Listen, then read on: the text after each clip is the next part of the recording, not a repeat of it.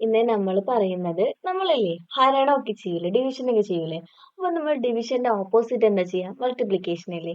അതുപോലെ ഇപ്പൊ നമ്മൾ എപ്പോഴായാലും പെർസെൻറ്റേജ് തന്നിട്ട് അതിന്ന് അതിന്റെ ഫ്രാക്ഷൻ കാണാണ് ചെയ്യുന്നത്. അതിന്ന് അതിന്റെ എത്ര മടങ്ങാണ്, അതായത് എത്ര പാർട്ടാണെന്നൊക്കെ കാണല്ലേ ചെയ്യുന്നത്. ഇനി പാർട്ട് എത്രയാ തന്നത്, ആ ഫ്രാക്ഷൻ എത്ര തന്നിട്ട് അതിൽ നിന്ന് നമുക്ക് എങ്ങനെ പെർസെൻറ്റേജ് കാണാം, അതാണ് ഈ ഒരു ക്ലാസ്സിൽ നമ്മൾ ഡിസ്കസ് ചെയ്യുന്നത്. ഫസ്റ്റ് ആയിട്ട് ഇപ്പൊ നമ്മളോട് നിങ്ങൾക്ക് 10% എന്നൊക്കെ പറഞ്ഞാല് അത് 1/100 പാർട്ടിന്റെ 10 ടൈംസ് ആണ് നമുക്കറിയാം. അതായത് 1/100 ഭാഗത്തിന്റെ 10 മടങ്ങാണ് നമ്മൾ പഠിച്ചു. പക്ഷേ ഇപ്പൊ നമുക്ക് തരുന്നത് ഈ 1/100 പാർട്ടിന്റെ 10 ടൈംസ് ആണെന്നൊക്കെ നമ്മൾ 10% പറയുന്നുണ്ടല്ലോ.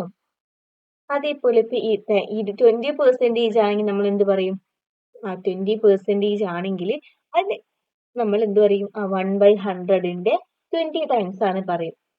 പക്ഷെ ഈ 10% നമ്മൾ ഇങ്ങനെ പറയുന്നില്ലേ, ഇതിന് വേറെ രൂപത്തിൽ നമുക്ക് പറയാൻ പറ്റും. അതായത് ഈ 10% എന്നാല് 10 ടൈംസിന്റെ 10 ടൈംസ് 1/100 ആണ് നമുക്ക് പറയാലോ. 10% പറഞ്ഞാൽ 10 ടൈംസ് 1/100 ആണെന്ന്. അതായത് 1/100നെ നമ്മൾ 10 വട്ടം കൂട്ടുന്നതാണെന്ന്. 10 മടങ്ങ് 1/100ന്റെ 10 മടങ്ങാണെന്ന് നമുക്ക് പറയാൻ പറ്റൂലേ.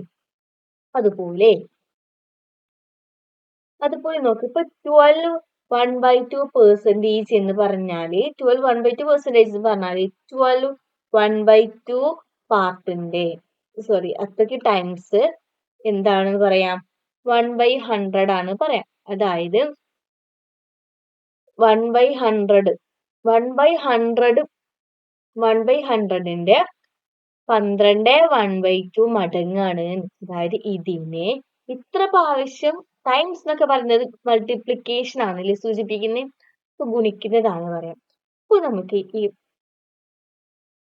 ഇവിടെ 12 1/2% എന്ന് പറഞ്ഞാല് 1/100 into 12 1/2 ആണല്ലോ. അതുപോലെ ഇപ്പൊ നമ്മളോട് ചോദിക്കാണ് 2/5. ഓക്കെ, 2/5 ഇത് ഇത്ര പാർട്ട് 2/5 പാർട്ട് എന്നത് എത്ര ശതമാനം ആണ് എന്ന് നമ്മൾ കണ്ടുപിടിക്കണം. 2/5 പാർട്ട് എത്ര പെർസെൻറ്റേജ് ആണ് നമ്മൾ കണ്ടുപിടിക്കണം. നമ്മൾ ആദ്യം എന്തറിയാം, നമുക്കറിയാം ഈ 2/5ന്റെ 1/100 പാർട്ട് ആയിരിക്കും അത്. 2/5ന്റെ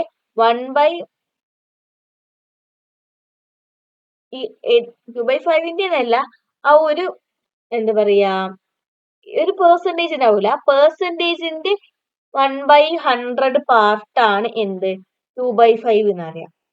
പെർസെൻറ്റേജ് ഇപ്പൊ 10% ആണ് ആൻസർ എന്നുണ്ടെങ്കിൽ 10%ന്റെ 1/100 പാർട്ട് ആയിരിക്കും 2/5 നമുക്കറിയാലോ. അങ്ങനെയാണെങ്കിൽ ഈ പെർസെൻറ്റേജിന്റെ സംഖ്യ എന്ന് പറയുന്നത് ഉണ്ടാവുമല്ലോ, അത് കണ്ടുപിടിക്കാൻ നമ്മൾ നേരെ ഓപ്പോസിറ്റ്, ഇവിടെ ഡിവിഷൻ അല്ലേ നടക്കുന്നത്, അപ്പൊ നമ്മൾ ഇതിന്റെ ഓപ്പോസിറ്റ് സാധനം കിട്ടാൻ നമ്മൾ എന്ത് ചെയ്യണം? മൾട്ടിപ്ലിക്കേഷൻ ചെയ്യണം. അതായത് 2/5നെ നമ്മൾ 100/1 ഇതുകൊണ്ട് ഗുണിക്കണം. അതായത് 100 കൊണ്ട് ഗുണിക്കണം. ഇപ്പൊ നമുക്ക് ഇത്ര പാർട്ട് എത്ര പെർസെൻറ്റേജ് ആണ് എന്ന് നമ്മൾ കണ്ടുപിടിക്കാൻ പറഞ്ഞാൽ ആ പാർട്ടിനെ നമ്മൾ 1/100 കൊണ്ട് ഗുണിക്കുന്നതിന് പകരം എന്തുകൊണ്ട് ഗുണിക്കാം? 100 കൊണ്ട് മൾട്ടിപ്ലൈ ചെയ്യാം. അപ്പൊ നമുക്ക് 40 കിട്ടും. ദാറ്റ് മീൻസ് ഇത് 40% ആണ്. ഇതുപോലെ ഇപ്പൊ നമുക്ക് കിട്ടിയത് 2/5 എന്ന് പറയുന്നത് 40% ആണ്. ഇതുപോലെ നിങ്ങൾ വേറെ കണക്ക് ചെയ്യട്ടെ. ഒരു സ്കൂളിൽ SSLC എക്സാം നിങ്ങൾക്കറിയില്ലേ, 10ാം ക്ലാസ്സിലൊക്കെ നടത്തുന്ന എക്സാം. SSLC എക്സാം 120 കുട്ടികളാണ് എഴുതിയിട്ടുള്ളത്. അതില് 120 കുട്ടികൾ എഴുതിയിട്ട് അതിൽ നിന്ന് 110 കുട്ടികൾ പാസ്സായി, ജയിച്ചു. ബാക്കി കുട്ടികളൊക്കെ തോറ്റു, ഫെയിൽ ആയിട്ടോ. അപ്പൊ ഈ 120 പിള്ളേരില് 110 പേര് പാസ്സായല്ലോ. ആ പാസ്സായത് ആകെ പരീക്ഷ എഴുതിയ കുട്ടികളിൽ എത്ര ഭാഗമാണ്? ആകെ പരീക്ഷ എഴുതിയത് 120 കുട്ടികളാണ്, പാസ്സായത് 110 ആണ്. അപ്പൊ എത്ര ഭാഗം എത്ര പാർട്ടാണ് പാസ്സായത് ചോദിച്ചാൽ 110 ഡിവൈഡഡ് ബൈ 120 പാർട്ട് ആണ് അത്ര ഭാഗമായിരിക്കും പാസ്സായിട്ടുണ്ടാവുക. അതായത് ഇത് നമ്മൾ ചെറുതാക്കി എഴുതുകയാണെങ്കിൽ 11/25 രണ്ടിനെയും 10 കൊണ്ട് ഡിവൈഡ് ചെയ്യുമ്പോൾ 11/25 ഇത്ര പാർട്ട് പാസ്സായി. അപ്പോൾ ഇത് എത്ര ശതമാനമാണ് ഈ പാസ്സായ കുട്ടികൾ, ഈ 110 കുട്ടികൾ പാസ്സായി എന്ന് പറഞ്ഞത് എത്ര പേരാണ് ജയിച്ചിട്ടുള്ളത്? അത് കാണാൻ നമ്മൾ എന്ത് ചെയ്യണം അറിയോ? നമുക്കറിയാം പാസ്സായത് 110 കുട്ടികളാണ്. 110 കുട്ടികൾ എന്ന് പറയുന്നത് അത് 120നെ എത്ര ഭാഗമാണ്? 110/120 അത്രയ്ക്ക് ഭാഗമായിരിക്കും. അതായത് 11/25 പാർട്ടാണെന്ന് കിട്ടി. ഇനി അത് എത്ര പെർസെന്റേജ് ആണെന്ന് നോക്കാൻ നമ്മൾ ഈ 11/25നെ നമ്മൾ എന്ത് ചെയ്യാം? 100 കൊണ്ട് മൾട്ടിപ്ലൈ ചെയ്യാം. അപ്പൊ നമുക്ക് എന്ത് കിട്ടും? 91/2/3 എന്ന് കിട്ടും. ഈ 91/2/3 കിട്ടിയില്ലേ?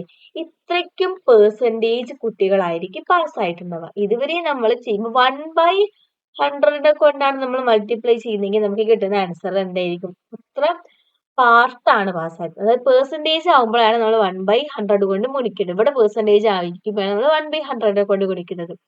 ഇവിടെ ഇത്ര ഭാഗമാണെന്നല്ലേ നമ്മൾ ചെയ്തത്. അപ്പൊ നമ്മൾ 1/100 കൊണ്ടല്ലേ ഗുണിക്കേണ്ടത്, 100 കൊണ്ട് മൾട്ടിപ്ലൈ ചെയ്യുക. അപ്പൊ കിട്ടുന്ന ആൻസർ നമുക്ക് പെർസെന്റേജ് ആയിരിക്കും. അപ്പൊ ഇന്നത്തെ ക്ലാസ് ഇത്രയേ ഉള്ളൂ. നിങ്ങൾക്ക് എല്ലാവർക്കും മനസ്സിലായെന്ന് വിചാരിക്കുകയാണ്. Thank you.